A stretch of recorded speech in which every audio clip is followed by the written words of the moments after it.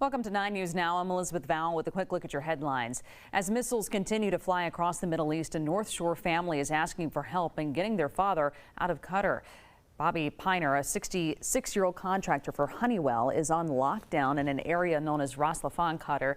He is stationed at one of the largest liquid natural gas facilities in the world. The plant has been shut down, we're told, due to hostile fire, adding pressure to the global natural gas markets. So far, we're told that the family has been able to communicate with their dad, but airports in that area are closed and they cannot get him home. He's heard the explosions and everything, and he's, as of right now, he said that, they're good. They have the stay in place order, and nothing struck them. Secretary of State Marco Rubio says they are considering a variety of methods to get Americans out of the region, including charter or military flights, and he urges anyone needing help to contact the State Department. A popular Baton Rouge restaurant just filed for bankruptcy. The WAPI team found court documents showing all locations of Tsunami restaurants are in deep debt, owing millions all told. An attorney handling the case says the restaurants will continue to operate while this plays out. Tsunami has 2 locations in Baton Rouge, as well as a location at Lafayette and New Orleans.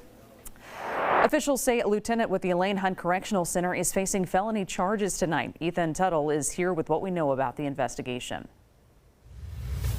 Louisiana Department of Public Safety and Corrections says an Elaine Hunt Correctional Center lieutenant is under arrest accused of malfeasance in office. According to the DOC, Lieutenant Paula LeBlanc was arrested today following an internal investigation. A source telling us she was unlawfully communicating with an inmate. LeBlanc is charged with malfeasance in office under Louisiana law. And according to the DOC, she began working for the agency in 2007 and was placed on suspension pending investigation on January 8th.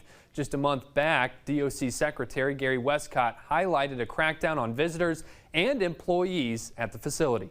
I know that there's a handful of bad employees, but 99% of you are dedicated correctional professionals that are trying to make a difference. Officials say the investigation is ongoing and no further details are being released at this time.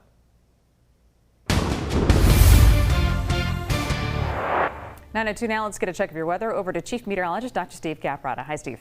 Hey, Liz. A pretty rainy day around the area. We want to start you out with a look at our First Alert Radar Network just to show you all the rain has come to an end tonight. As we give you a look at temperatures outside, still pretty mild. The rain actually did keep our afternoon temperatures down a little bit. Mostly mid to upper 60s right now. Baton Rouge 66. Hammond checking in at 68 degrees. So we topped out at 74 instead of 80 or above. Compliments of the cloud cover and rainfall a little bit above normal, nowhere close to the record. We got about a quarter-inch of rain at the airport. So the temperature shouldn't move a whole lot overnight. We'll start out in the mid-60s, hitting the upper 70s by noon tomorrow. We'll top it out in the low 80s. I do think we get back above 80 tomorrow. Lower rain chances, that's why. Not completely dry, still have a 30% rain chance, but not nearly as widespread as what we had today. And we're giving you a first alert to more rain being in the forecast. While it's a little bit of a drop in chances tomorrow, they quickly rebound into the weekend. 50% Friday, 70% Saturday and Sunday.